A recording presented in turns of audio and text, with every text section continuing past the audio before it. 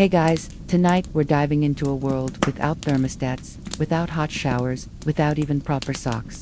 Imagine this. It's pitch dark outside, the kind of dark that swallows everything. No headlights, no street lamps, just the flicker of a dying hearth.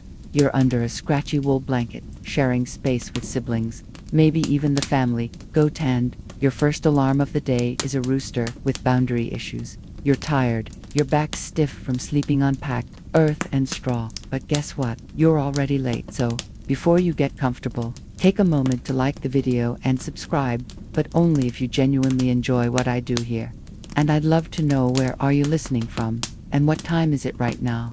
Now, dim the lights, maybe turn on a fan for that soft background hum, and let's ease into tonight's journey together. The first thing you notice isn't light, it's sound. A soft shuffle, maybe the faint rustle of geese beyond the wall. Someone clears their throat in the darkness. You're not alone. You're never alone. The roof creaks above you as sunlight begins to warm the timbers, and cold morning air pricks your cheeks. There's no snooze button here, no 7-minute reprieve, just the rising day and your body groaning like an old wooden cart. You shift under the coarse blanket.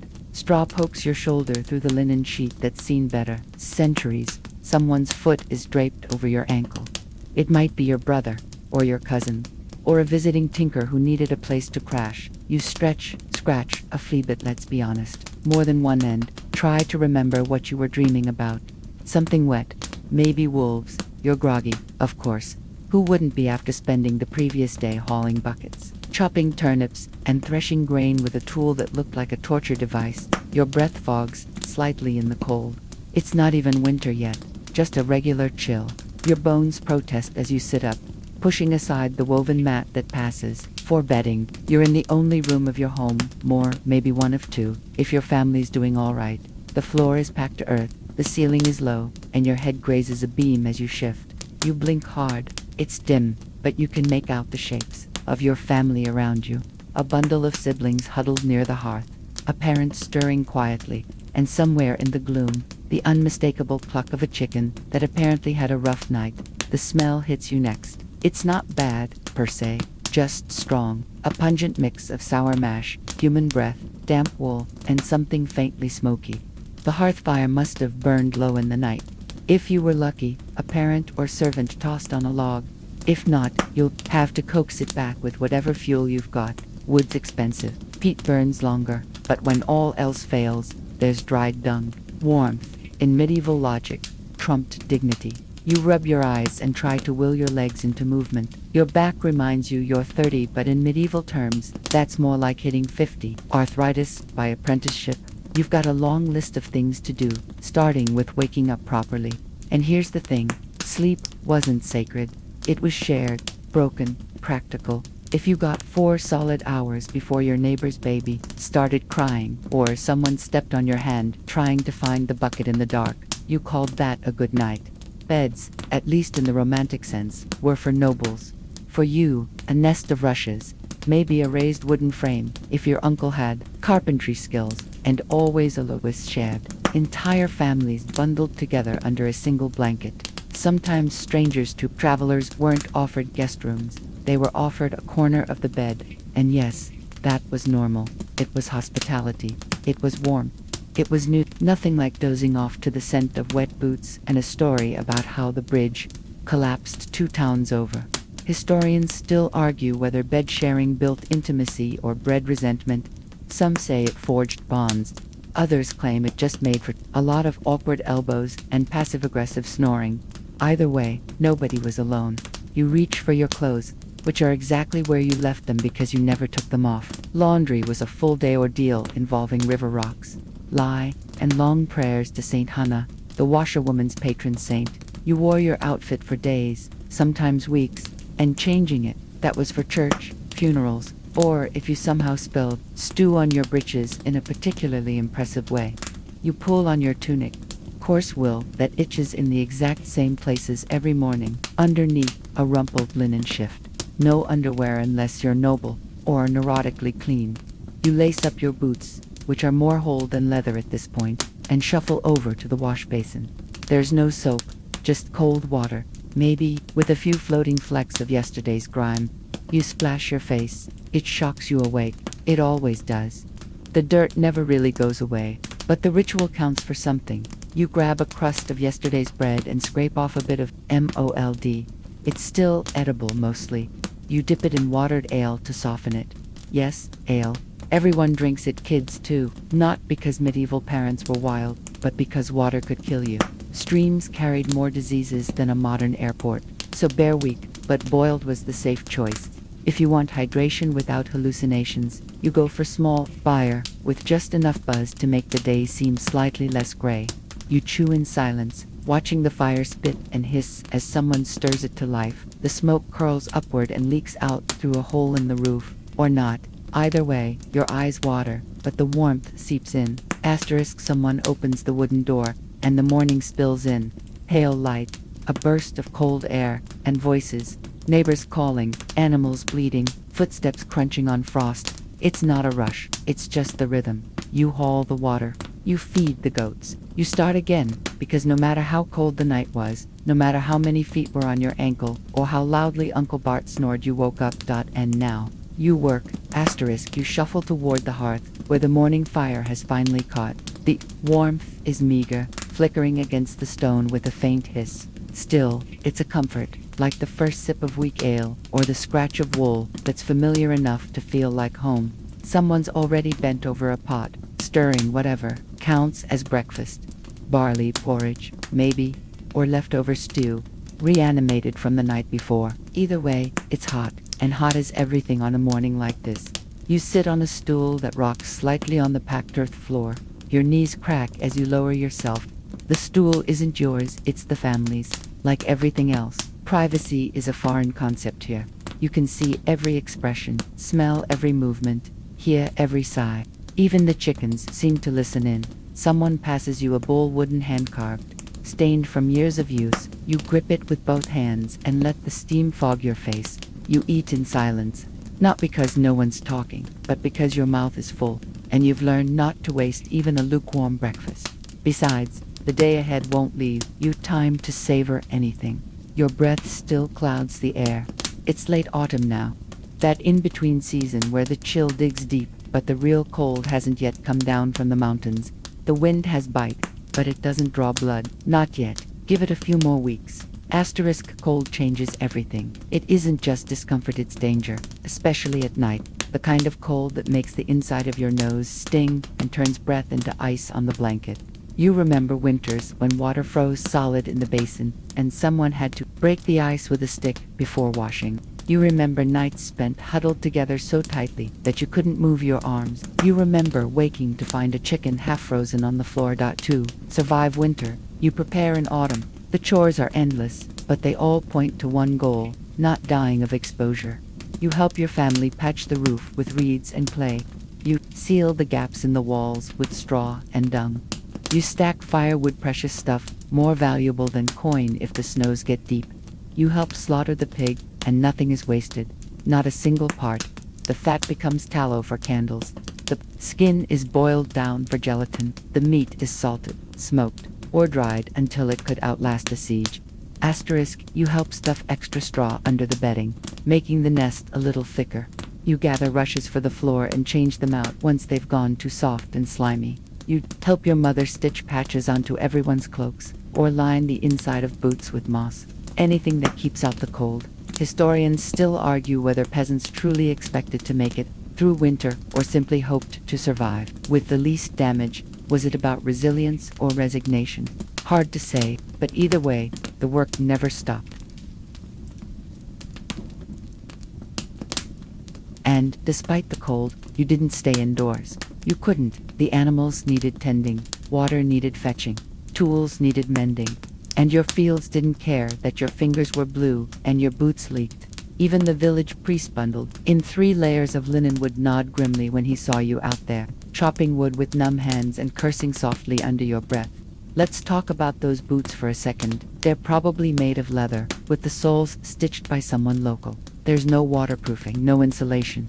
If you're lucky, they're lined with wool. If you're unlucky, they've cracked and the cold seeps in like fog. You might wrap your feet in rags or stuff them with straw. You might even go barefoot around the hearth. letting your skin slowly thicken into something closer to bark. Above. Your tunic is the same every day. Wool, dyed in browns or grays, maybe a faded indigo if your family had a good year. Over it, a cloak, thick and hooded, pinned at the shoulder. You keep it on indoors and out, because there's no such thing as inside warmth. The hearth helps, sure, but only if you sit right next to it. Walk 5 feet away and the air bites again. Food is the other great defense against winter. Not abundance, don't get the wrong idea. You don't feast, but you plan. Dried beans, salted fish, pickled turnips, smoked meat. The cellar holds whatever roots and tubers you've harvested. The loft stores bundles of dried herbs and sacks of grain. Sometimes you chew birch bark just to keep the hunger off. And sometimes you go to bed early, not because you're tired, but because it's the only way to forget you're hungry. Tonight, like every night, you'll all sleep together. Human heat is cheaper than wood. The baby will sleep between parents, the older kids along the wall, grandfather in the warmest corner. Maybe the dog squeezes in, or the goat if it's frost season. Every body adds heat. Every breath contributes. You know that if the cold deepens, you'll wake up coughing. Not because you're sick, but because the air is too dry from the fire, or too damp from the leaks. You'll cough, clear your throat, turn over. Maybe your brother's feet will smack you in the nose. You won't be mad. You'll be glad they're warm. The cold sharpens your awareness, makes your world smaller. You live for heat in the moment. The cup of broth, the spot by the fire, the afternoon sun on your face. Everything else can wait, because survival isn't about big moves. It's about tiny acts of persistence. You mend one hole, you patch one glove, you find one dry log, you save the last bit of fat from the stew and rub it on cracked hands. You teach your fingers to work even when they can't feel. And when the sun sets early now, always too early, you draw the curtain across the doorway and let the dark take the world. You sleep with your family, under your one blanket, on your one patch of straw. You dream of warmer days, or you don't dream at all, but you make it through. You wake and you work. Asterisk, the wind outside winds through the chinks in the wall, and you pull your cloak tighter, already bracing for the day ahead. It's washing day, or, at least, as close as your household gets to one. And that means cold hands, wet clothes, and more bending, lifting, scrubbing, and hauling than your aching back thinks reasonable before sunrise. Your linen underclothes have grown stiff with use, the sleeves darkened from weeks of sweat and soot. They smell medieval, that sour, earthy mix of human labor, damp fabric, wood smoke, and the faintest trace of sour milk. You know it well. So today, you haul the basket of dirties to the river with your sister, your mother, or the neighbor down the lane, whoever scheduled the wash with your family, because laundry, in your world, isn't a solo mission. It's a group effort, a social event, a punishing necessity. The river is frigid, always, and in the colder months, you're sometimes smashing through ice with the back of the laundry paddle. Just to get started, washing clothes in the Middle Ages is no gentle cycle. There's no soap unless your family's made a bach, recently a grueling task involving ashes, animal fat, and boiling water, so you make do. You scrub with sand or lye, maybe brush things out with a stiff bristle made from pig hair. You slap the cloth on rocks or heavy planks, rhythmically pounding the grime out while the cold chews into your wrists. You kneel in the silt and watch the steam rise from your own breath. Your fingernails go purple, your knuckles redden and crack, and still you scrub, because walking around with visibly dirty clothes is embarrassing. Even now, you're not a beggar, yet. You pause to wring out a tunic, the twisted wool gushing brown-tinged water as you twist. You wonder how long it'll take to dry. That depends on the weather and your luck. Drying racks are a luxury. Most days, the clothes get hung over fences, shrubs, rafters, or even laid on rocks and rooftops. You hope it doesn't rain, or snow, or that the pigs don't knock them down again. Clothing itself is scarce. Most peasants only own a few garments, sometimes just one set for daily work and one kept cleaner for church. Even children often go without underwear until they're older, if ever. And everything you own has likely been mended more times than you can count. A missing sleeve doesn't mean you toss the shirt. It means you get creative with your stitching. Asterisk, historians still argue whether medieval peasants were as perpetually filthy as stereotypes suggest, or if they were more invested in cleanliness than later eras gave them credit for. Some records point to routine bathing, washing days, even personal grooming habits involving combs, tweezers, and herbal rinses. Others, of course, describe the smells in graphic detail. Either way, you do what you can. After the wash, you rub your hands together, trying to generate a little warmth. Maybe you stop by a fire pit on the way back. Maybe someone's roasting onions or turnips, and you steal a whiff as you pass. When you return home, the house smells of boiling broth and damp wool. Your clothes are heavy with water.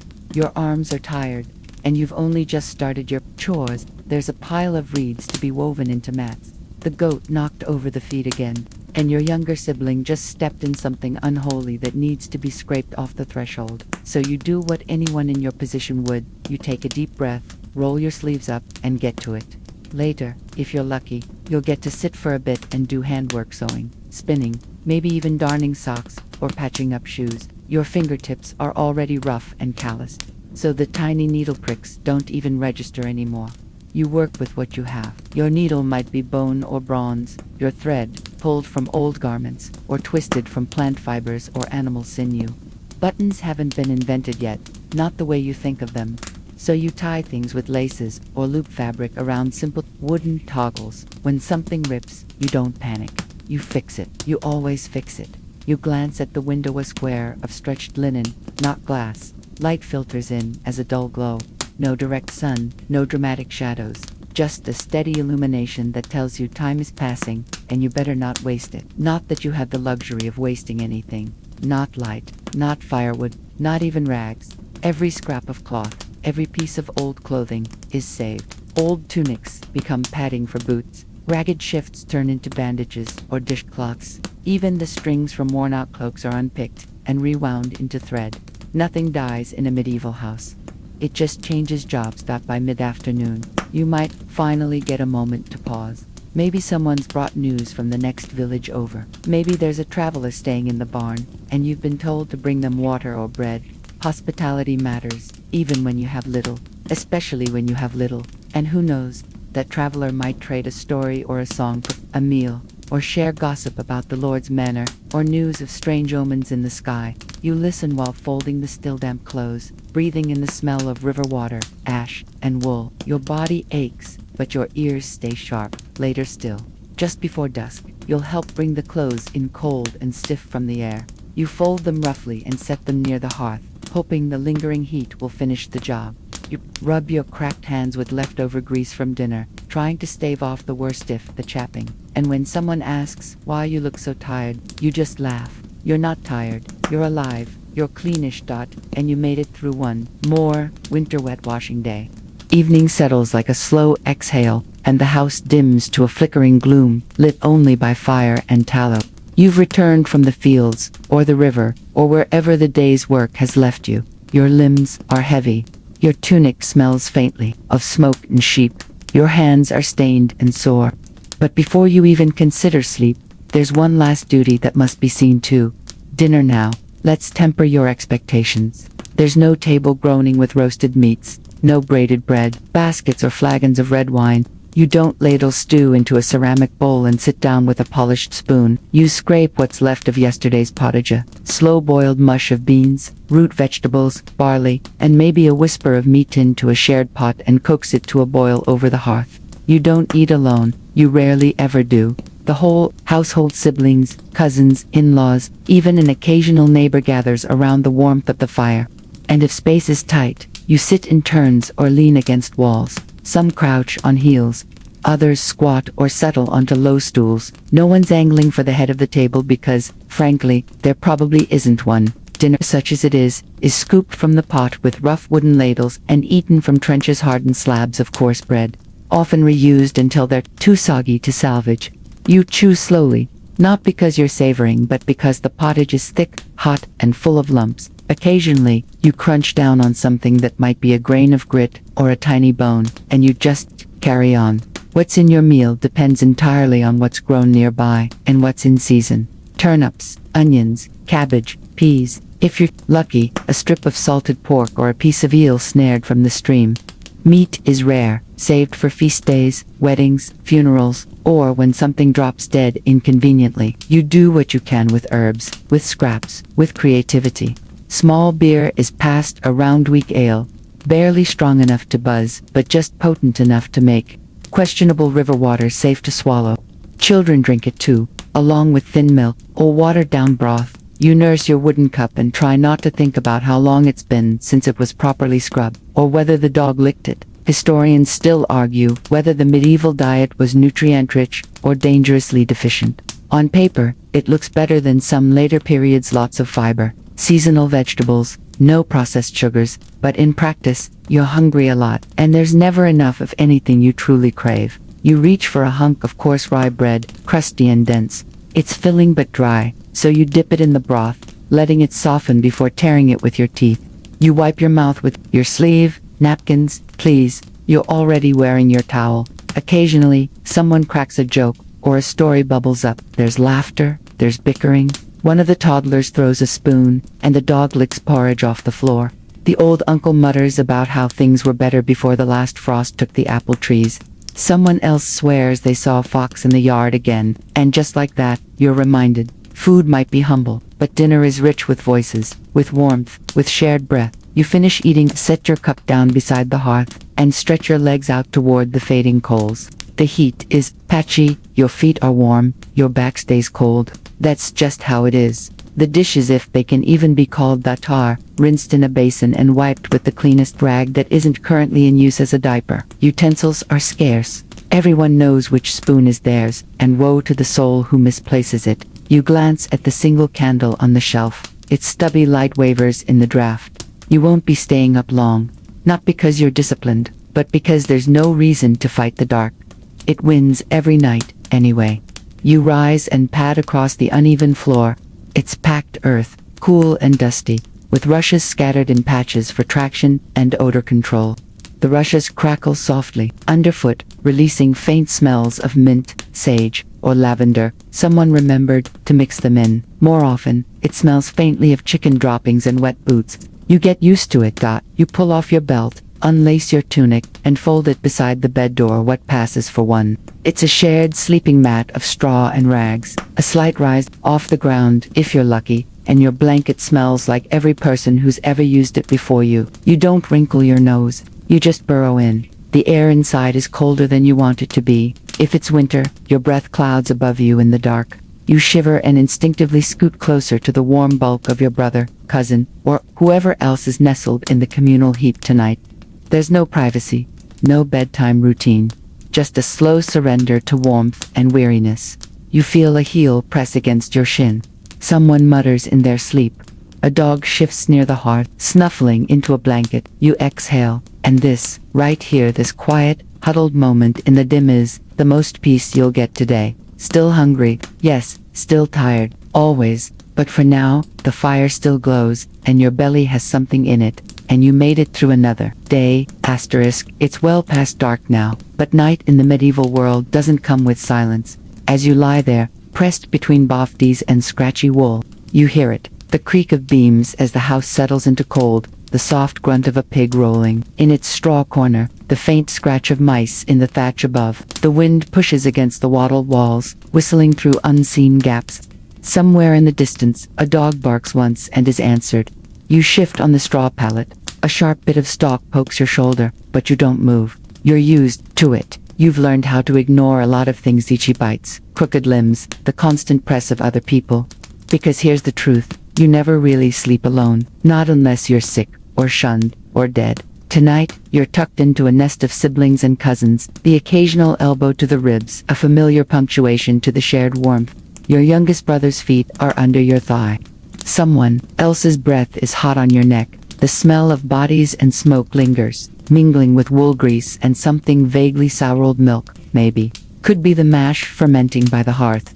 And yet, despite it all, you drift. The rhythms of shared slip a cough, the turn, the soft mumbler, as familiar as the toll of the church bell. Your mind begins to float, untethered. You dream of fields again, of impossible green hills, of bread that's always warm. But you don't sleep straight through. Few people do. You wake in the dark, heart thumping from a noise outside, a sudden clatter, a low growl, or the flap of wings. You blink at the blackness, eyes wide and useless, and wait. Nothing. Just the house shifting, the fire popping. You pull the blanket higher and roll over. Midnight in the medieval world isn't just the halfway point of night, it's a transition, a kind of limbo.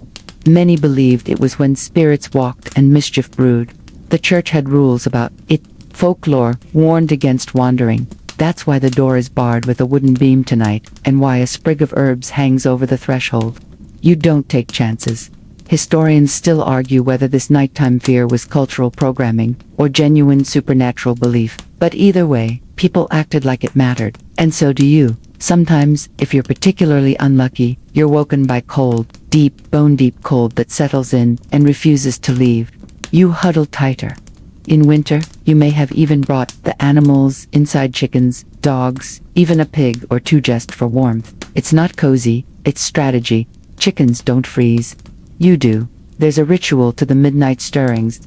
Someone rises to stoke the fire. A coal is nudged back to life. The room glows orange, casting long shadows. Maybe someone else gets up to relieve themselves in a chamber pot tucked by the wall, trying not to tip it over in the dark. You half sleep through it all. The house breathes around you in wealthier homes. The night is more segmented. Some lords and ladies rise for a second supper, a prayer, even a whispered discussion. It's the origin of first sleep and second sleep. And no, it's not just a modern myth. There's record after record of people treating the night like two distinct sleep sessions, with a waking intermission in the middle, sometimes an hour or more long. Imagine that, a sanctioned, structured insomniac's dream, but not you. Your waking interlude is unplanned. It's cold or coughing or noise or just the pressure of too many limbs. Still, your body adjusts. You roll over, maybe whisper a few sleepy words to whoever's awake. Then the dark folds back in, and in this half-conscious state, time becomes strange. One moment it's midnight, and the next, a rooster calls. The faintest gray glimmers through the cloth-draped window. The coals are mostly ash. Someone nearby groans and mutters about fetching water. Both morning again. You blink, confused. Didn't you just lie down? But that's how it is, sleep in the middle. Ages is a kind of negotiation, not a promise. A truce between your exhaustion and the discomfort of everything around you. And if you're lucky, it works well enough to keep you alive. You stretch, and something pops in your back. You're maybe 30, but you feel 50. Your straw mat has shifted in the night. You're more on the packed earth than off it. You rub your eyes, sit up slowly, and brace for the chill that cuts through your linen shirt. No one really lingers in bed. There's no time. Work begins as soon as the sky hints at light. You know what's ahead: chores, mud, bruised fingers. So you start moving before your brain fully wakes up. It's habit. It's necessity. You reach for your tunic, same one as yesterday, and probably tomorrow. You shake out a few pieces of straw and pull it over your head. It itches. It always itches. The wool is coarse, dyed with something brownish and natural. Fashion isn't a concern. Warmth is the hearth, is mostly embers. Someone adds kindling. Someone else coughs and heads outside. The chickens squawk at the light. A baby cries. It's another day, and you've survived the night. Section 6. The cold clings to everything. Even with the fire faintly rekindled and a few bodies now stirring around you, there's a dampness that sinks into your bones. It's the kind of cold that doesn't just bite, it wraps itself around your ribs and whispers, "You're mine now." You shift your feet inside stiff leather shoes and wonder how long until your toes stop feeling like little stones. You duck outside. It's barely dawn, and the world is gray blue frost. Crystals cling to the edges of the thatch and grass like medieval lace. The air smells of smoke, manure, and something sharpest, maybe, or your neighbor's sour mash. Your breath fogs, the air like a small ghost. The well is a short walk away, but the path is rutted and slick. You haul the wooden bucket, fingers stiff on the rope handle, hoping it doesn't crack again from the cold. Frozen wood is treacherous. The water in the bucket is frigid and glassy.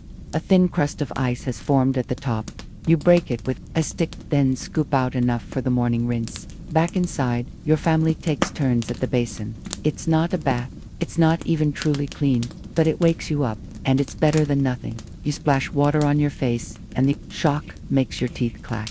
No, soap is a luxury. Maybe your family makes it, from ash and tallow, and an afternoon of gag-worthy boiling. But you're out of it this week, so it's water. Just water, cold, pure, and stinging. the kind that reminds you, immediately, that you're alive.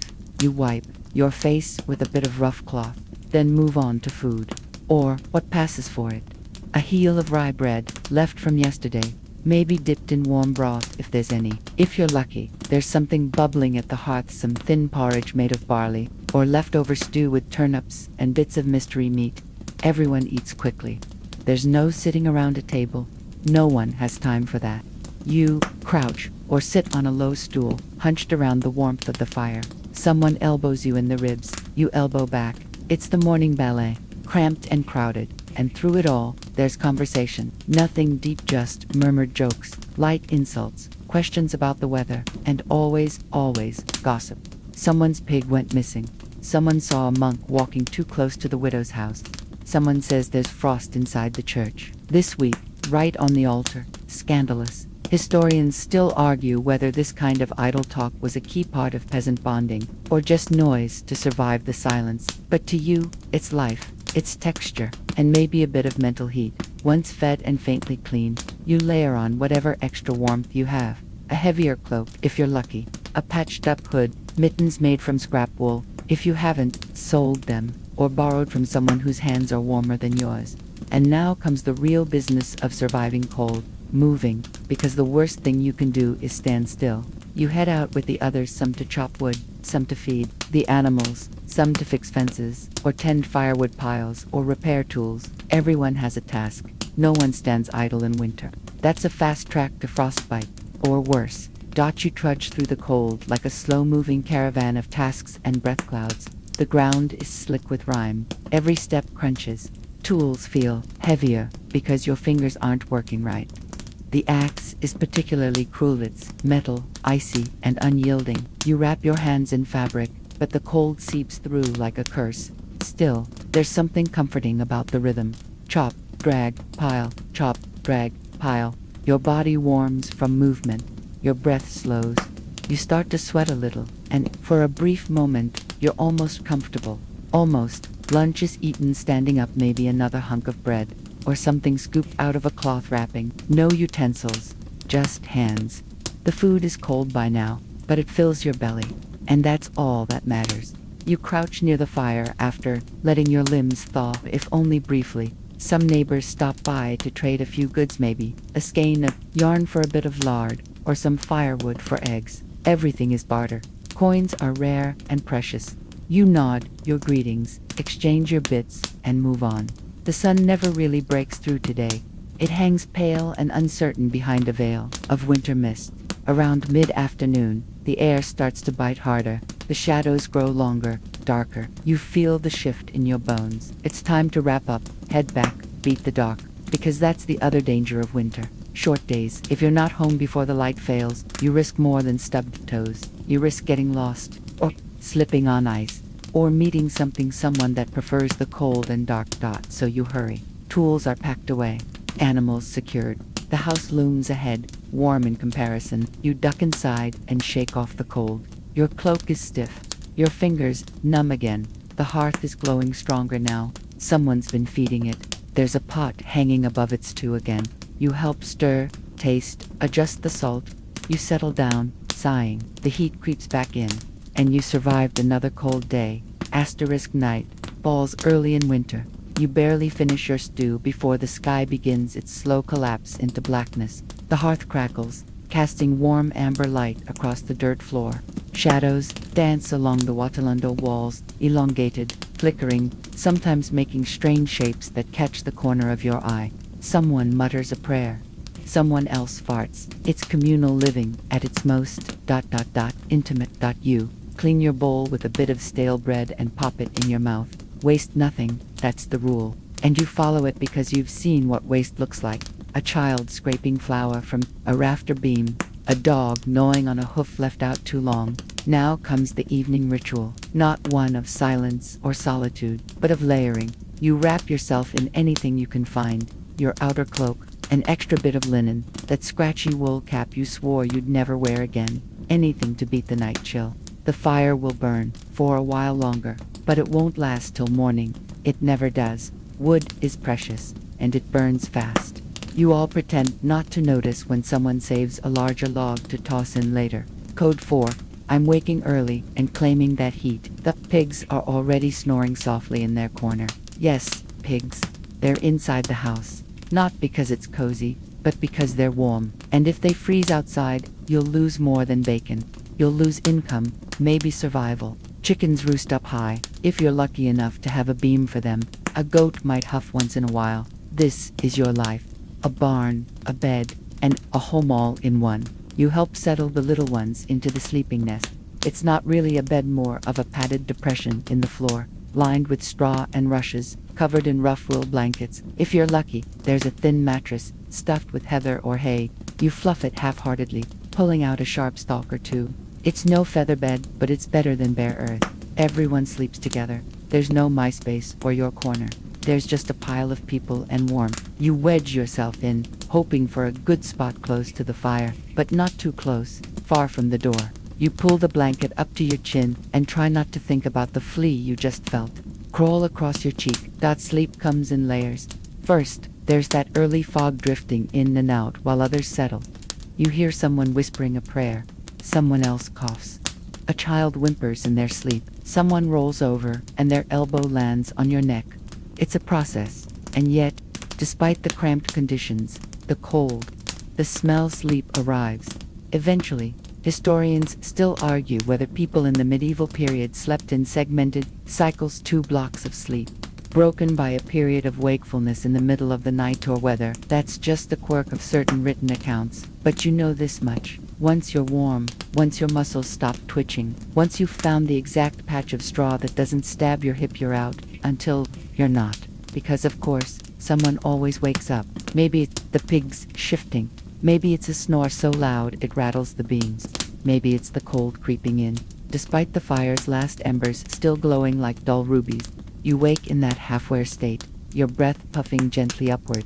You see the ceiling beams above, thick with soot and cobwebs. You pull the blanket tighter, and maybe, just maybe, you think it's during these quiet, dark moments that thoughts sneak in.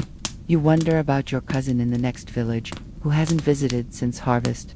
You wonder if you'll have enough grain to last a spring. You wonder what that noise was last night in the woods, fox or something worse. You think about God, about sin, about how sore your knees are, and then, maybe, you drift off again. This is winter survival, not in the grand, cinematic sense, but in the 1,000 small choices and adaptations that make it through the coldest nights. You have no central heating, no electric blanket, no thick down comforter. You have bodies, blankets, fire. You have endurance.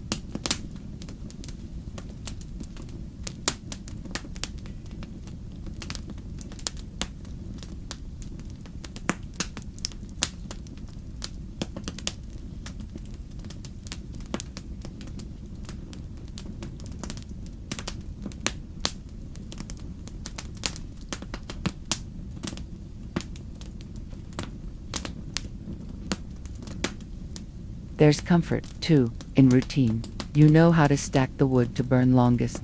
You know which part of the blanket smells like goat and which doesn't. You know who kicks in their sleep. You know the rhythm of this season. Early, dark, cramped, warmth, shared dreams, and sore backs. Tomorrow, you'll do it all again. Wake, stretch, wince, work, shiver, eat, collapse. You're a cog in the cycle, but you're not alone. And that, somehow, makes the frost feel a little less cruel. You stir in the dark, the edges of sleep peeling away slowly as your body aches against the stiff straw mattress. The fire is out. Of course it is. The last coals gave up their glow hours ago, and the room now breathes a different kind of simplest behavior, colder, sharper. Someone's breath whistles through a congested nose. Someone else shuffles under the blanket, pulling it tighter. You lift the edge, half frozen, half determined, and rise just enough to peer into the blackness. It's not yet dawn, but it will be, and the morning doesn't wait for warmth. You slip out quietly, careful not to step on limbs or pigs. Your toes instantly find the icy dirt floor, and you suppress a hiss. Even the air feels like it bites. You find your cloak and tug it on, still heavy with yesterday's moisture. It smells like wool and smoke. You love it. You hate it, you need it. Now comes the business of surviving the medieval morning when the cold is at its cruelest, and your body hasn't yet remembered how to move. Outside, the night hasn't fully lifted. The sky is pale, washed in steel and ash, but the stars are gone. Frost glitters along the wooden lintel, and you take a moment to brace yourself before you unlatch the door and step out. Instantly, your breath fogs, your cheeks sting. It's cold enough that your eyelashes feel stiff. Make for the bucket. Frozen. Of course. You knock at the ice with the wooden ladle until it cracks. A sound louder than it should be in the stillness. You scoop out enough slush to splash on your face, a brutal shock that snaps the last clinging webs of sleep from your eyes. No one in your house is awake yet, but they will be soon. The house will fill with coughs, muttered complaints, the scrape of ladles in pots, and the soft sighs of people trying to stretch muscles before another long day. But right now, you have a moment. You look out over the village. The roofs are white with frost. The thatch gleams faintly in the dim light, like each blade was hands. Smoke rises from a few chimneys, just wisps at first, curling like ghosts into the sky. Somewhere, a rooster gives a half-hearted crow. You stand there, wrapped in a stiff wool cloak, your feet numb, your nose running, and for a moment just one, it's quiet enough to feel sacred. You aren't rich. You aren't powerful. You don't have a feather bed or a fire that lasts the night. But you are alive. And that, especially now, feels like something. You return inside, nudging the door closed behind you. The latch clicks. Others are beginning to stir. Someone groans. Someone farts. The pigs grunt from their corner. You toss a few dried rushes on the fire pit, gently coaxing the coals back to life. There's a trick to entangle breath, patience. The first curl of smoke brings tears to your eyes. You fan it with your sleeve until a tiny flame flickers up. Victory. Someone behind you mutters, "Blessed be." You don't know if they mean the fire or the fact that you are up before them. Maybe both. Now begins the cycle. Stirring porridge, breaking off bread, checking on the stew that's still warm from last night's heat. There's no such thing as a fresh breakfast in winter. Just continuation. You find a crust of rye bread and soak it in broth. It softens. Barely. You eat in silence, crouched beside the hearth. The taste is earthy, bland, but filling. That's enough. Others begin to move now. A mother bundles a toddler in layers of wool. A brother pulls on boots, still damp from yesterday's snow. You all dress like onions, layer after layer of cloth and leather, wool and hope. You add your own linen shirt, coarse tunic, hose, outer cloak, leather belt, the laces at your side tug tight. No buttons, yet not common folk. Laces, pins, hooks. If you're fancy, you tie a cloth around your head. Not just for warmth, it's habit. Your hair's oily, your scalp itches, and head coverings keep lice somewhat in check. Plus, no one likes seeing your bedhead. Once dressed, you step outside again. More villagers are up now. Fires start across the village like stars of red through doorways, wisps of smoke joining yours in the air. People greet each other with nods, half-grunts, or a muttered, cold one. And it is. But you all move anyway. Children gather kindling. A man swings a bucket toward the well, his breath puffing out in rhythmic bursts. Someone is already sweeping the frost from a bench with a bundled broom. No one has to say what to do. You've done this every day of your life. This is winter. Not a single snow-covered painting in a gallery.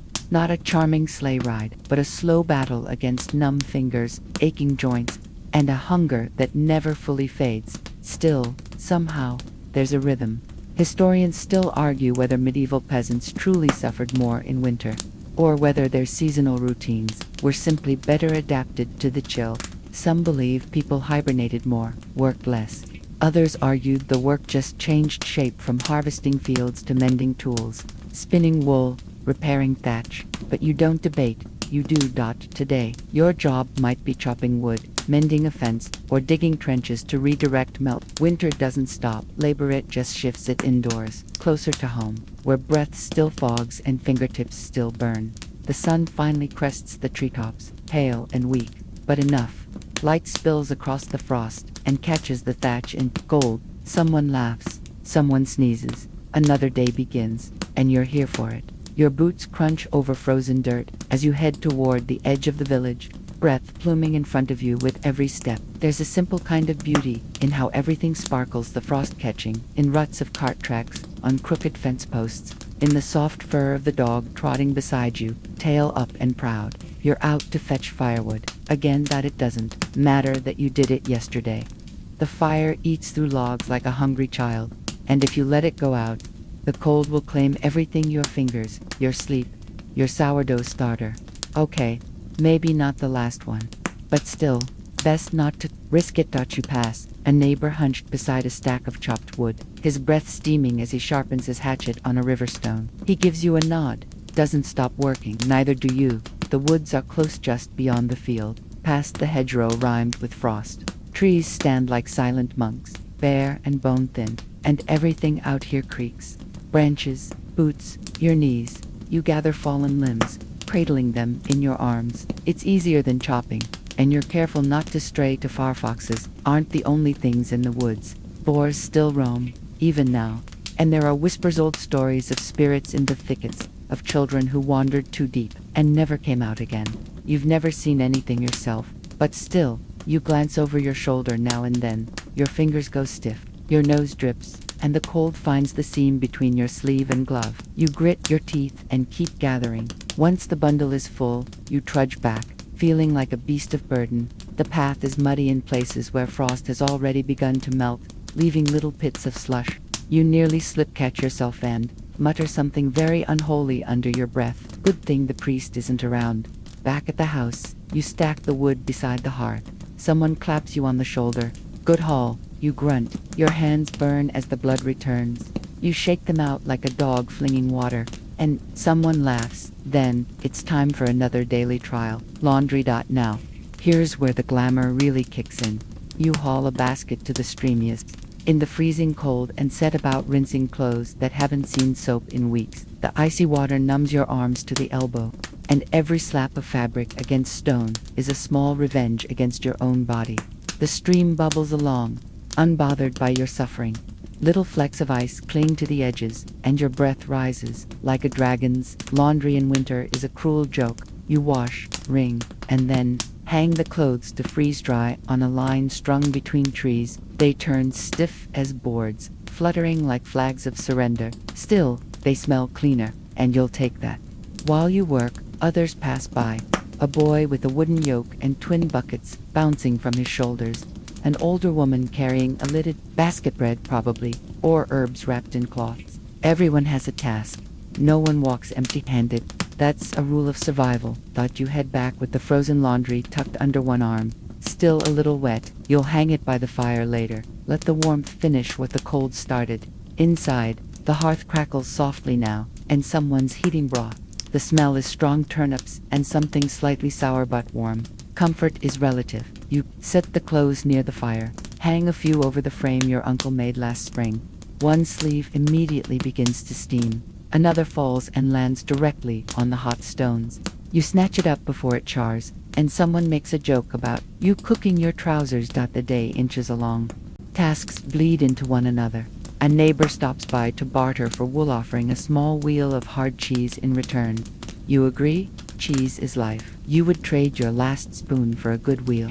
You sit for a moment, mending a tear in your tunic with clumsy stitches. Thread is precious. So are needles. Lose one, and you're stuck poking cloth with a chicken bone. Yes, people tried it.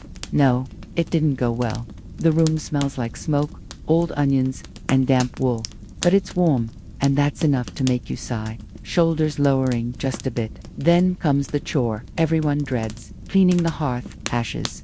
Necessary, messy, and weirdly sacred. You scoop out the cooled ashes into a clay pot, carefully, so as not to stir dust into your nose. These ashes might be reused, spread on icy pads, or added to soap mixtures. Nothing is wasted, ever. Historians still argue whether medieval peasants truly understood sanitation or just lucked into habits that kept disease somewhat at bay. Some records suggest they cleaned regularly out of superstition, fearing spirits that nested in filth. Others think they just didn't like the smell. Either way, you clean, and it helps. Evening starts to creep in. The light fades. Not much left to do, but your body still buzzes with cold, with motion, with hunger. You grab the last of the firewood, stack it tighter, and sit back with a mug of watered ale, lukewarm, but oddly refreshing. Someone's singing softly in the corner. A child, maybe, or your sister. A tune passed down from someone long dead, full of strange words, and a melody that feels older than the village. For just a moment, you're not cold, you're not tired, you're simply here, living, surviving, and somehow. Despite the frost, despite the aches, despite everything, you're okay. The wind is howling outside now, like a beast pacing the edges of the thatched roof, testing for weaknesses. You hear it whistle through the cracks in the Watalando walls and feel it tug faintly at the wooden shutters. One of them rattles, and someone wedges a lump of firewood against it to keep it still. You're huddled close to the hearth, sitting on a stool that leans slightly to one side. A blanket drapes over your shoulders, scratchy, a little damp from yesterday's use, but warm. Your fingers are stiff from the cold and from the endless small tasks of the day. Wood chopping, stitching, carrying water, folding stiff laundry, scraping dishes. And yet, there's something comforting in the routine, something rhythmic, even meditative. Tonight is a quiet one. No feasting, no guests, no loud arguments about who forgot to close the chicken coop. Just the low murmur of your family, the creak of settling wood, and the occasional snore from someone who's already nodded off in the corner. Your mother is darning socks by candlelight, her hands moving with quiet precision. The glow paints her face in flickering gold, softening the lines worn deep from years of labor and cold seasons like this one. She doesn't speak, she just hums, a tune you think might be older than the church bell. You nibble on a crust of rye bread. It's gone hard, but dipping it into warm broth has softened it enough to chew. It tastes of salt, root vegetables, and a whisper of herbs. Maybe time, maybe just your imagination. Someone farts, loudly. There's a beat of silence, then laughter, because cold or no, some things never change. There's a moment where you look around the room, the glow of the hearth flickering on faces, the pile of straw in the corner where your little brother already sleeps like a collapsed tent, the clatter of a spoon hitting the floor and someone grumbling as they stoop to fetch a tent. You realize something. You are not alone in this. That's the truth of winter survival. Really, it isn't just about fire or food or thick woolen cloaks. It's about the people packed into a too small space, breathing the same smoky air, elbowing each other during sleep, passing down stories, while mending clothes or picking lice out of each other's hair. It's deeply human. There's a strange comfort in that. You think back to stories you've heard about nobles in great stone keeps, sleeping with fur blankets so heavy they needed servants just to turn them over, about monks in cold abbeys, rising, in the dark, to chant prayers while their toes slowly froze in their sandals. You've never seen a castle. You're not likely to, but you suspect sometimes they might be colder than your house. At least here, everyone is close, and if you need help, someone will hear you. You lie down early. There's no reason to stay up late when there's no light, and no tavern nearby. Besides, tomorrow will be another haul of cold chores. Another winter sunrise where you wake to frost in your eyelashes. You settle into the bedalow, shared nest of straw, rags, and warm, tangled limbs. Tonight, it's you, your younger brother, and your uncle who snores like an ox with a head cold. You stuff a bit of cloth in your ear. Doesn't help. It never does. But the warmth builds. Your own breath joins the others. The air smells like old wool, baked root vegetables, wood smoke, and feet. You close your eyes, and just when you think sleep will find you, the dog curls up against your back, pressing in like a hot stone fresh from the fire. It's bliss. Sort of. Historians still argue whether these packed sleeping arrangements helped create stronger family bonds or if they were the cause of many a sibling grudge. There's at least one court record from 1387 detailing a dispute over blanket hogging, which led to a rather public brawl and a broken chamber pot. You believe it. Tonight, though, no one's fighting, no one's talking. Just the sound of breathing and wind and the occasional creak of the ceiling beams shifting under the weight of frost. You let your mind wander. What if you could light the fire with just a switch? What if your clothes dried in a magic box? What if you could heat water, actual hot water, without a kettle and a hearth? You'd be a wizard, no doubt, burned as a heretic in half the countryside. Or maybe you'd just live longer, with fewer chilblains. Still, this is your world. One of earth and straw, of flickering firelight and cold hands, of whispered stories passed down and half-remembered prayers muttered against the dark. And tomorrow, you'll rise again before the sun. you'll scrape ice from the basin, pull stiff clothing over your chilled limbs, and trudge out into the morning with a yawn and a muttered complaint. Because that's what survival is. Not dramatic, not glorious, just persistent. And, sometimes, surprisingly beautiful. You wake to the sound of coughing, not yours. Not exactly alarming either, just the familiar, hacking start to a winter day. Your uncle, probably trying to clear the cold from his lungs with his usual symphony of throat noises and complaints. It's still pitch dark inside the house, but you can feel the cold even before you open your eyes. The warmth that built up overnight is quickly leaking out into the morning air. A foot is resting on your back, another digs into your hip. You gently shift the sleeping body of your little brother dead weight, breath hot against your neck. The dog grumbles but doesn't move. You sit up slowly. The blanket slides off your shoulders and releases a puff of cold that raises the hair on your arms. It's not snowing inside, thank goodness, but it's not far off. The air feels like it's biting you just for daring to breathe. Your breath clouds in the dark, and that's your cue. The hearth has long since gone out. The coals are just faint glimmers beneath a heap of gray ash. You sigh. It's your turn.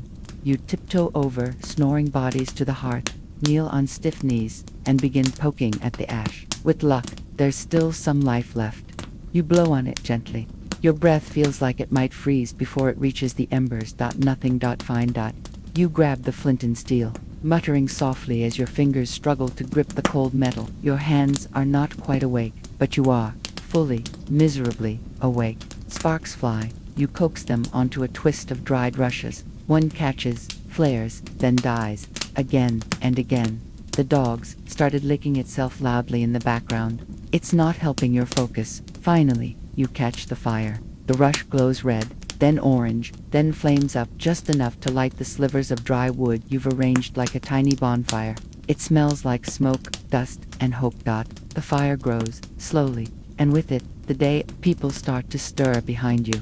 There's some muffled grumbling, the slap of bare feet against cold-packed earth, a baby whining from beneath a mound of blankets. Your mother appears beside you, shawl wrapped tight, and hands you a kettle without a word. She's always had this gift for communicating exactly how much work there is to be done just by existing. You fill the kettle from the water bucket, which has a skin of ice over the top. You crack it with a stick. The sound is sharp and clean. This is the dance of winter mornings in a medieval household. No one's brushing their teeth. That's not a thing. You splash your face barely, flinching at the shotgun, then scrub your hands dry with a rough bit of cloth that doubles as a towel, rag, and sometimes potholder. Then comes food. Or, more accurately, a consultation with whatever survived last night's cold. There's a pot of something near the hearth still vaguely warm, a porridge of oats, cabbage, and yesterday's peas. Delicious? No. Sustaining? Barely. But it's hot. And hot food counts as magic when your bones feel like frozen fence posts. You chew slowly. The texture is complicated, but it gives you something to focus on besides the stinging of your feet. Now that the fire's up and the room's a little brighter, you help your mother shake out the rush mats and beat the dust off the cloaks. Some of them froze overnight. Not a joke, literally stiff with frost along the edges. The chickens are awake. You hear them clucking irritably through the boards of their pen near the wall.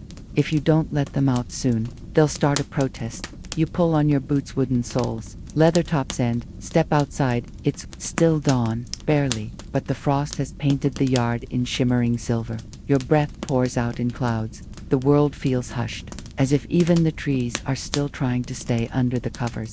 There's a debate among historians about how much work medieval people did in winter. Some argue that it was a slower time, a season of rest, mending, and stories by the fire. Others suggest it was just as busy, only colder, and that you had to work twice as hard for half the results. You suspect both are true, depending on the week. Today, busily, there's firewood to chop, animals to feed, scraps to clear, and a trip to the stream planned if it's not frozen over to solid. You've got a new hole in your only decent pair of socks. And if you don't patch it today, you'll regret it tomorrow. Your cousin's family down the lane lost a pig last night, not to wolves, thankfully, but to the cold. It just lay down and didn't get back up.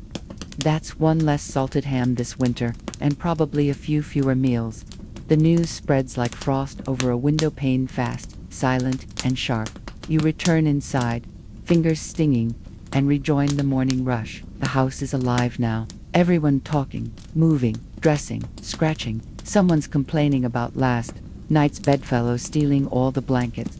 Again, you help your sister braid her hair. She has the thickest, most uncooperative locks in the village, and this is your morning penance. You work your fingers through the tangles while she winces theatrically. There's a whiff of something nice, apple maybe. You follow it and find your mother has warmed a few bruised fruits near the fire. They're soft, but sweet. It's the closest thing to candy you'll see until spring. You pocket one, surreptitiously. No one sees. You're saving it for tonight, because by then, the house will be cold again. The fire will flicker low. Everyone will gather in the half-light, wrapped in layers, chewing on what's left of the day's energy. Someone will ask for a story, or a song, or just silence, and you'll pull out the warm apple, just a little treasure, just enough to get you through. The wind picks up as the sun drags itself higher into the pale sky, though you wouldn't exactly call it rising, more like glowing feebly through layers of cloud. It's one of those medieval winter days where everything feels like it's happening in sepia. No color, just browns, grays, and the occasional glint of ice. You're already outside again, shoulders hunched against the chill, trying to get the goat to cooperate. She disagrees with the bucket, fiercely. You talk to her like she's a person. Everyone does. Not because you think she understands, though. Maybe she does, but because it helps soften the dull repetition of your chores. Besides, goats are notorious gossips. And you've got your own opinions on who's been watering the ale a bit too much lately. Milking complete. You carry the sloshing bucket back to the house, hands red and raw. Your sister holds the door for you with her foot, while carrying 2 bundles of kindling under each arm. Neither of you speaks. You're both too cold and too practiced. Inside, the goat's milk will go to making a soft cheese that tastes better than it smells. Your mother tends the pot, stirring with a wooden paddle that's older than you. She says the trick is in the curdling, but nobody actually knows what the trick is. Sometimes it works, sometimes it doesn't. Sometimes it works, then grows a blue fuzz like a witch's blanket. You glance around.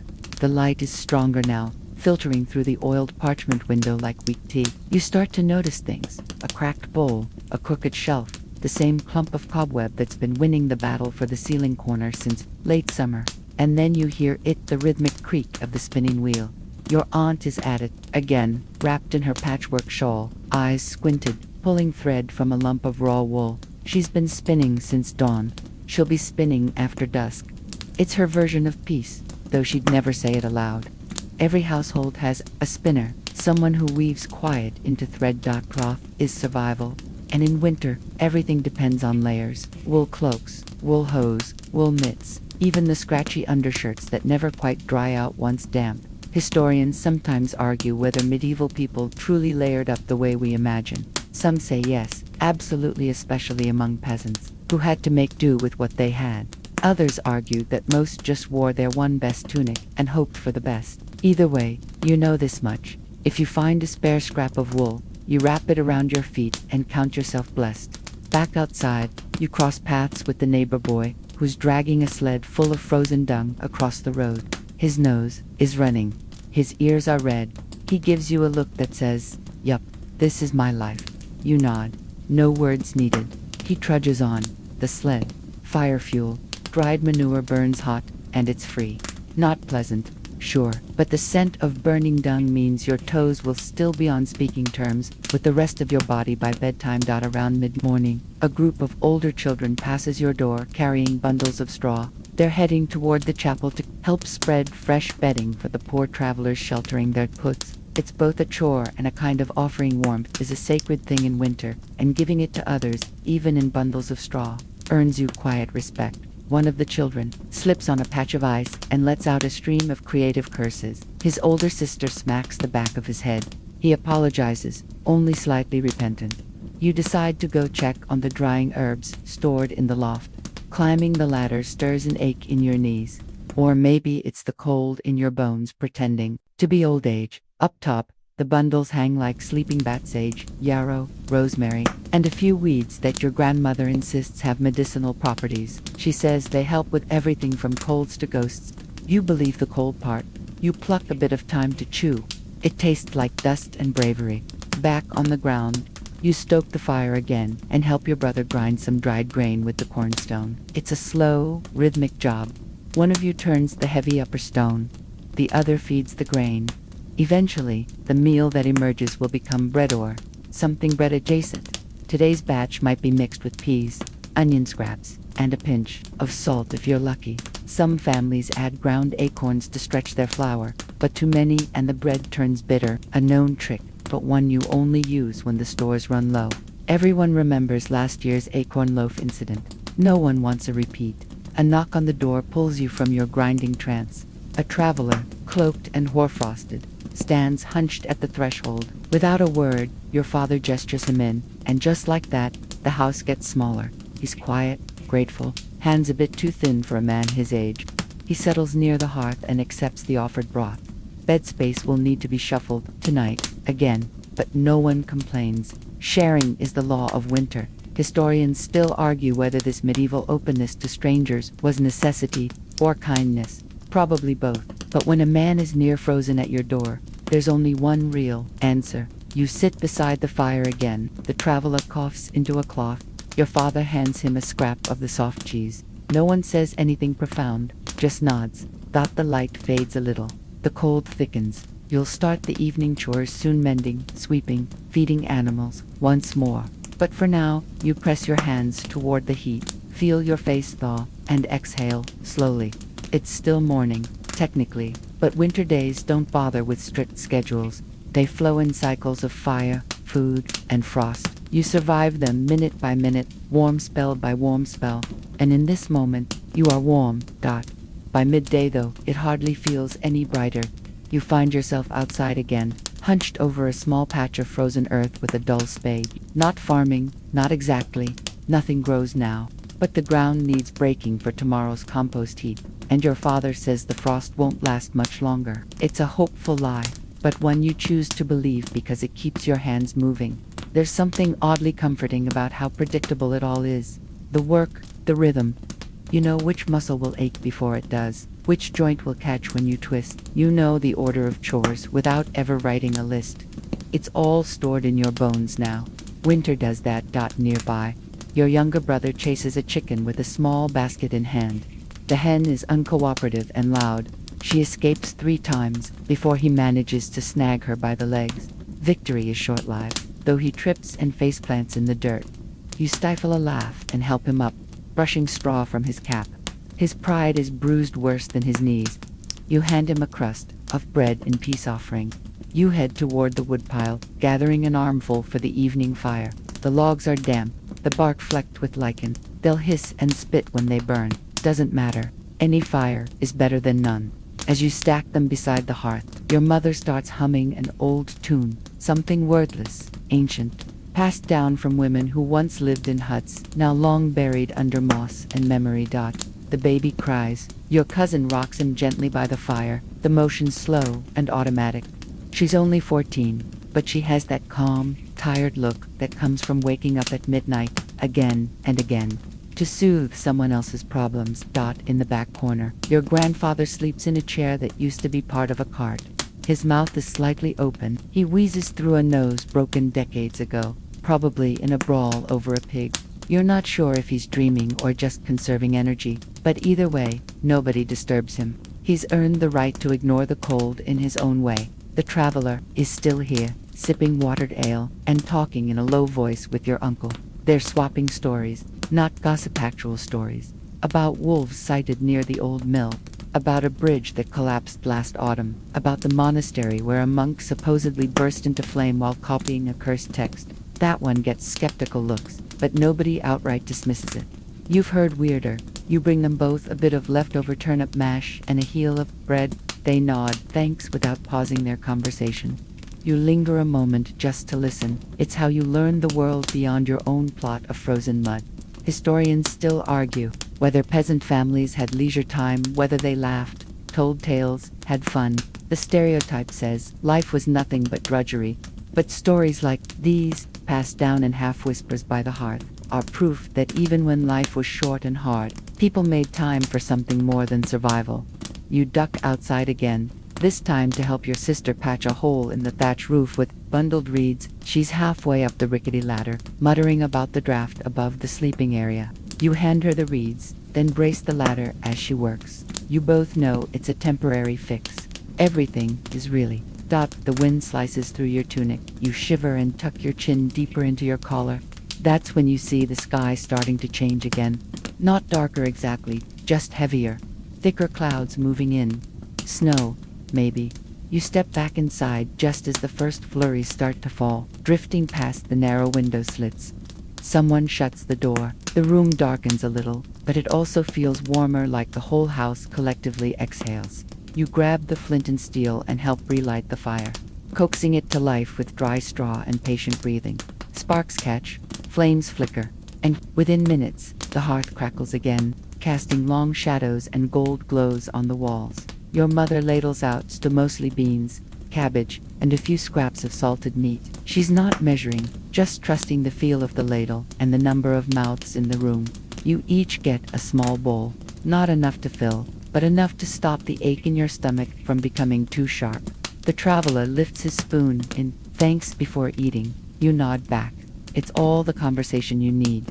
Later, after the bowls are scraped clean, you sit cross-legged by the fire and start darning a pair of socks. Your stitching is terrible, but it's better than freezing. Toes. Your cousin teases you for the uneven weave. You retaliate by poking him with the knee. The baby laughs, gurgling, and suddenly the whole room feels like it's vibrating with quiet warmth. The light from the hearth paints everyone in flickers like living shadows that refuse to go out. You think about bedtime, even though it's still hours away.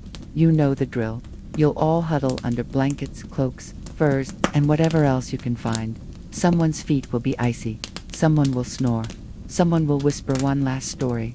Just before sleep comes, the day isn't over, but the pace has slowed. You've passed the hardest part, keeping busy while the cold wants you still. And now, you can rest again soon. Just a little longer. The wind outside has started howling now, crawling along the wooden beams like an animal with cold breath and claws. It sneaks in through the gaps you've stuffed with rags and moss. But it's no match for the fire end. The bodies huddled around it. Someone is patching a boot by candlelight. Another is plucking lice from a sibling's hair. The baby, finally asleep, is tucked in a cradle close to the hearth, warmed by stones heated earlier in the coals and wrapped in linen. They'll hold the warmth for an hour or two. It's enough. You look around the room, this one-room home that is everything at once. Kitchen, bedroom, nursery, infirmary, shelter. It smells of smoke, sweat, wool, and soup. It sounds like breathing fire and the occasional sigh, and it feels full, not spacious, but full of life. You roll your shoulders, trying to ease the stiffness from the day. Your tunic scratches, and the seams pinch slightly where the wool has shrunk with repeated dampness. Still, it's better than nothing. Far better than nothing. Nearby, your uncle starts telling a story. Something about a man who froze in the forest and was found by wild dogs, but instead of tearing him apart, the dogs slept beside him, keeping him alive. It's clearly nonsense, but everyone listens. Even the baby, who blinks once before falling back asleep. You smile despite yourself. In stories, even frost can be tamed. There's an old saying your mother mutters as she mends a sleeve. Winter either teaches you patience or takes you apart. She doesn't say it with fear, just weariness. You think of all the little tricks that help you survive it: the moss-stuffed shoes, the double socks, the hot stones, the layers of linen worn under wool to keep the itch off your skin. These things aren't luxuries. They're learned, passed down, as essential as knowing when to plant barley or which mushrooms not to eat. Historians still argue whether medieval peasants truly suffered constantly in winter, or whether they adapted better than we assume. Some claim people hibernated in a sense, less, sleeping more, conserving energy. Others believe winter was just a slower kind of misery, full of waiting and wood smoke and numb toes. You can't say for sure, but you know this. The season changes you. It teaches you how long you can go without complaining. You tend the fire again. It's a ritual, really. Stir, stack, feed. The flames respond like a small beast, tame but unpredictable. You love the moment when it flares bright just enough to light up everyone's faces. For a second, you see the whole room, your family, your neighbors, the stranger who might leave tomorrow. All together, all surviving. For now. Someone knocks at the door. Not a polite tap. A pounding, urgent thud. Everyone freezes. You feel your heart kick your ribs once. Then again, no one moves at first. Then your father slowly gets up, grabs the iron poker, and motions for silence. He eases the door open just a crack. Outside, it's a woman. Thin, hooded, holding a bundled child in her arms. Her cheeks are raw from wind. Her voice barely above the breeze. Please, just for the night. No one speaks. Not for a heartbeat. Then your mother is already at the door, ushering her in. No questions. No judgment. You make space by the fire. Offer what's left of the broth. Hand her your own wool cloak. She doesn't say much, just clutches the child closer and nods in thanks. The baby looks half frozen. You can see the mother's fingers are blue. Take the cradle. Someone says, put the warm stones near his feet. The woman hesitates, then obeys. This is the rule you were raised with. Warmth is shared, or not at all. Fire hoarded is fire wasted. Beds, food, even stories, they're communal by necessity. Not because it's nice, because it's the only way you make it to spring.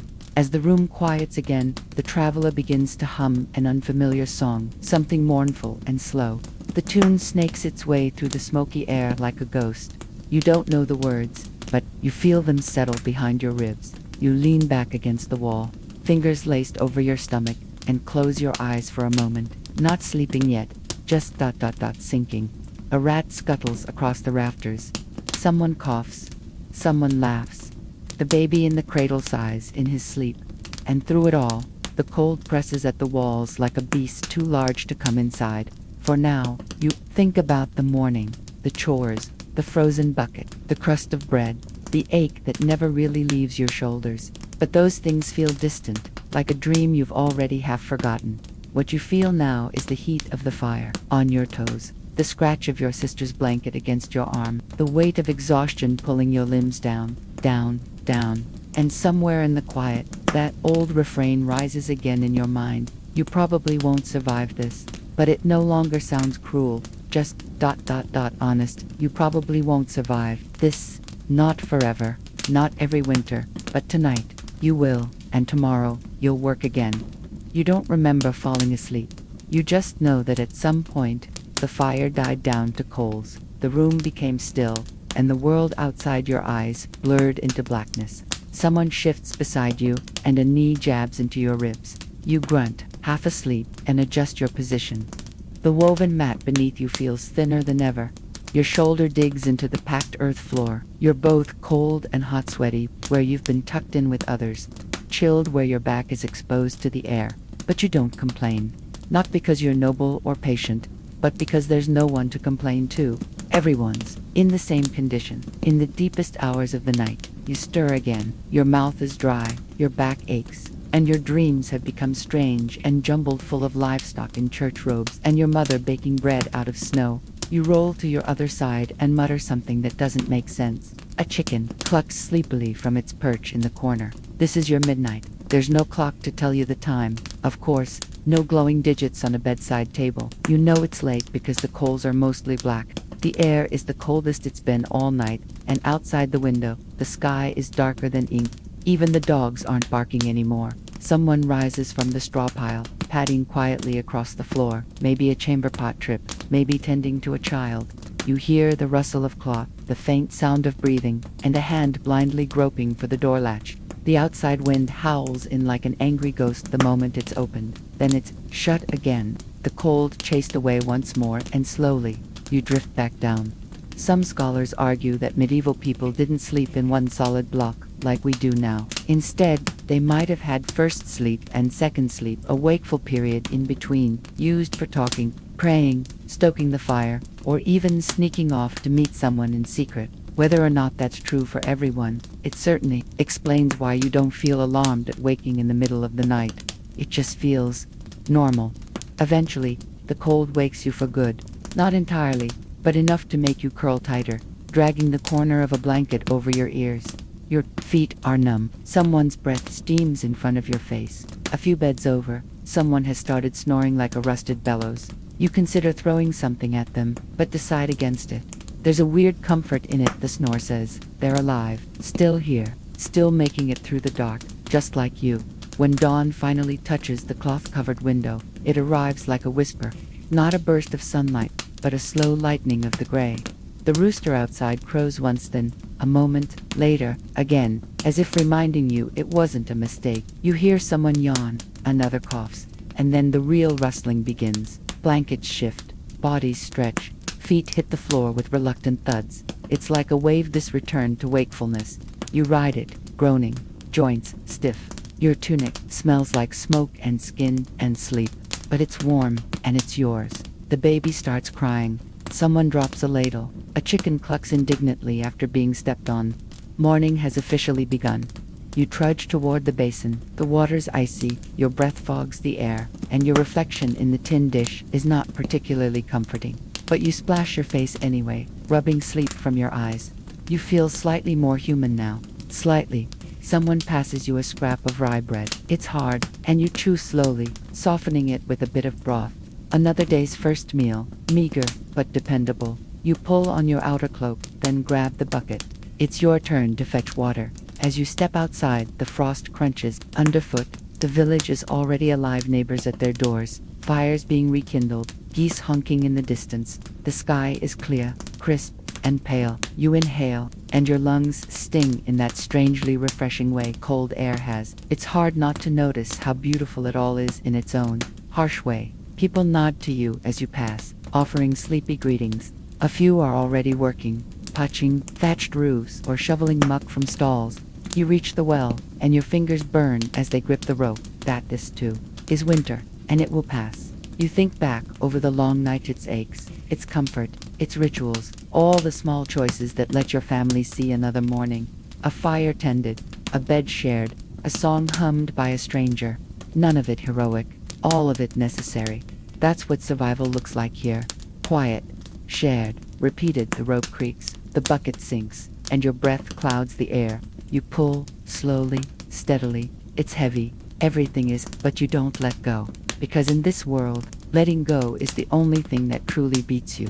You carry the full bucket back toward the house, shoulders already sore. Inside, someone has relit the fire. A child is laughing. The smell of warm milk is drifting into the morning. The cold hasn't gone, but you've met it once again, and you're still here.